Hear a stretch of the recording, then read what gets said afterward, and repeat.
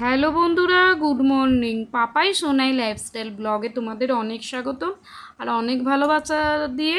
আর আজ সকাল থেকে নিয়ে ব্লগটা তোমাদের সঙ্গে শুরু করছি। কেমন আছো তোমরা?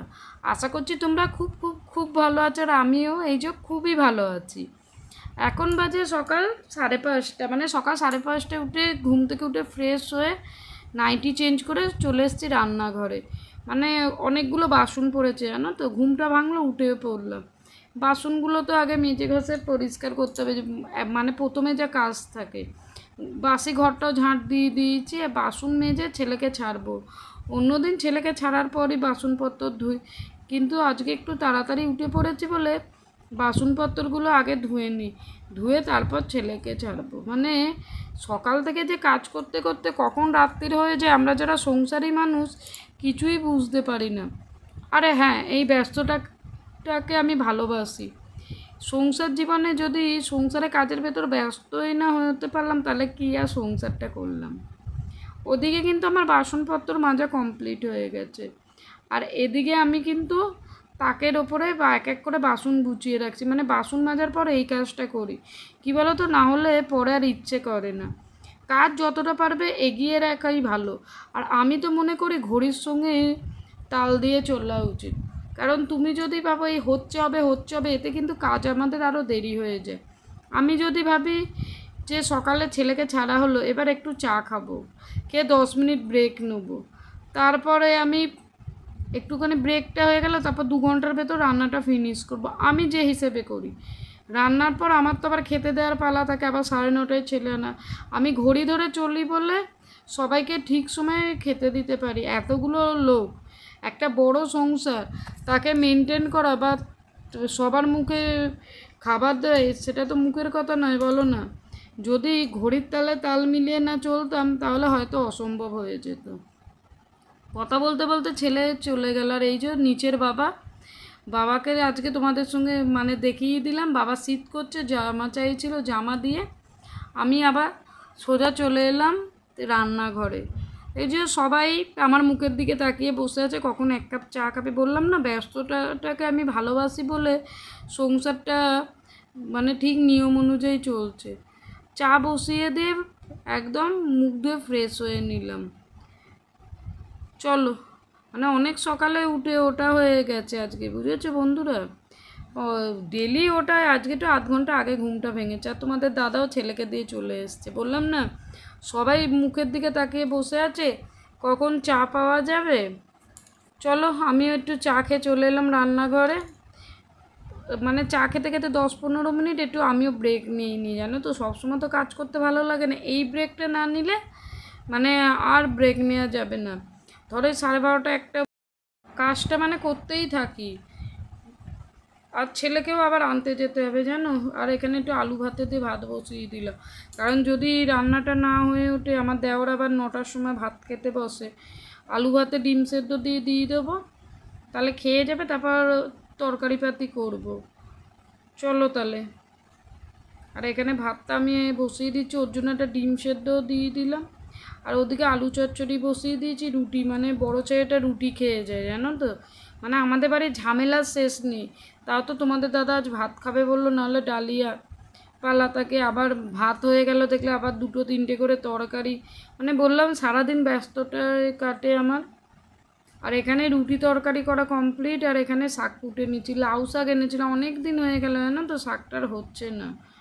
তোমাদের দাদা খেতে ভালোবাসে, ও খাচ্ছিল না বলে আর করাও হচ্ছে না। আজকে একদম শাক পাতা সব বের করে কুটে কাটে নিচ্ছি। লাউ শাক করবো, চিংড়ি মাছ আলু দিয়ে রান্না করব, লাউ চিংড়ি করব। মানে এখন ঢের কাজ পড়ে জানো, কী আর বলবো। খেতে গেলে তো রান্না করতেই হবে, আর একা হলে চাপটা পড়ে যায় বেশি। আর কি বলো তো, একা থাকলে তোমার তখন মনে হবে এটা আমাকে করতেই হবে। দুজন থাকলে কি, আমি না করলে ও করবে, কী আর করাবে। যা আগেও বলেছি, এখনও বলছি, যার সংসার যেমন, তাকে কিন্তু ঠিক তেমন নিয়ম অনুযায়ী চলতে হবে। আর এই দিকে দেখো, আমার দেওরকেও খেতে দিয়েছি, দিয়ে আমি তরকারি পাতিটা করছি। এদিকে আলু চচ্চড়ি হয়ে গেছে, একদম গুছিয়ে গাছিয়ে নিয়েছি কাটাকুটি। আর এখানে চিংড়ি মাছটা ভেজে নিচ্ছি। এই বড়ো কড়াইয়ে করে লাউ চিংড়িটা বসিয়ে দেবো। একবারে ফোড়ন দিয়ে দিচ্ছি, মানে যা সমস্ত ফোড়ন দেয় আমরা তো সবাই জানি।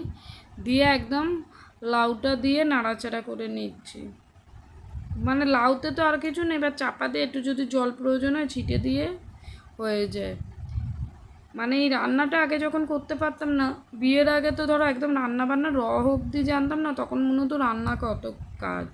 কিন্তু এখন করে কি মনে হয় ওই কষিয়ে জল দিয়ে দাও মানে রান্না বান্না হয়ে গেল, ব্যাপারটা হয়ে যায় এরকমই। সারাদিন কাজ করতে করতে ক্লান্ত হয়ে পড়ি। এই যে ভয়েস দিচ্ছি তোমাদের, তোমরা হয়তো শুনে বুঝতে পারছো যে কতটা ক্লান্ত। সত্যি সারাদিন কাজ করতে করতে যতই একগাল হাসি নিয়ে কাজকর্ম করি, সবারই তো শরীর বলো না বন্ধুরা। আর এদিকে কিন্তু আমার লাউ শাকটাও হয়ে গেছে। মানে আজকে আর পোস্ত দিইনি, আগের দিন পোস্ত দিয়েছিলাম সর্ষে লঙ্কা বাটা দিয়ে। লাউ শাকটা করে রাখলাম, আর এখানে আলু দিয়ে চিংড়ি মাছ দিয়ে তরকারি করছি। নিচের বাবাকে ভাত দেবো, এখনও ভাত দিইনি। বাবাকে সকালেই ভাত দিই, তোমরা জানো ভালো করে। বেলাতে আর খেতে চায় না বাবা, ওই জন্য একটু তাড়াহুড়োই করছি জানো তো, বয়স্ক মানুষ। চলো তাহলে এখানে কষে কাষে মানে খুব সুন্দর করে তরকারিটা করবো। আর চিংড়ি মাছের তরকারি মানে খুব সুন্দরই হয় খেতে। আর এখানে দেখো তরকারিটা কিন্তু আমার হয়ে গেছে, বাবাকে আমি ভাত দিচ্ছি। আর দেখো না আমার জন্য রুটি রেখেছি, কখন যে খাওয়া হবে নিজেও জানি না। রুটি আবার চাপা দিয়ে সরিয়ে রাখলাম জানো, ছেলেটাকে আনতে যাব তারাও আছে। আর চলো গ্যাসটা মুছে মাছে পরিষ্কার করি। মানে গ্যাস না পরিষ্কার হলে আমার যেন বিরক্ত লাগে। শান্তি আছে, ওদিকে আবার চা, কী আর বলবো বলো। আর গ্যাস ফ্যাস মুছে একদম রান্নাঘর পরিষ্কার। আর দেরি হয়ে গেছে বলে টোটো ধরে নিলাম, বাবুকে নিয়ে ফিরছি। এই দেখো তোমাদের আশপাশটাও দেখিয়ে দিলাম আমি। আর চলো আমার সঙ্গে রাধাবল্লভ মন্দিরে দর্শন করে নাও তোমরা। আমাদের এখানে খুব মানে জাগ্রত মন্দির রাধাবল্লভের মন্দির। এই যে বন্ধুরা, এই মানে বহুদিন পর তোমাদের সামনে এলাম। আর এখন কটা বাজে দেখে, এখন 11:10 বাজে, আর এখন টিফিন করবে। এই দেখো মানে আমাকে দেখে কি মনে হচ্ছে বলো তো, যেমন ঘরামির ঘর ছাতা। মানে সবাইকে কিন্তু 9টা থেকে 9:30 ভেতর খাবার দাবার দিয়ে দিই, কিন্তু নিজের বেলায় খানিকটা বলতে পারো কাজের ঠেলায় গাফিলতি পড়ে যায়। নিজেকে ঠিক সময়ে মানে খাবারটা আমার খাওয়াই হয় না জানো। ছেলেকে আনবো, ছেলেকে খেতে দেবো, ওই করতে করতে কখন যে 11টা বেজে যায় টিফিন খেতে খেতে নিজেও বুঝতে পারি না। এর নামই সংসার, বুঝলে। সংসার করতে করতে মানে নিজেদেরকে ভুলে যেতে হয় যাকে বলে। আর ছেলেটাকে স্কুলের জন্য পাঠিয়ে দিয়েছি, বড়োটাকে টিফিন রেডি করে। সকালে একটু চাপটা থাকে আমাদের বাড়িতে প্রচুর বেশি।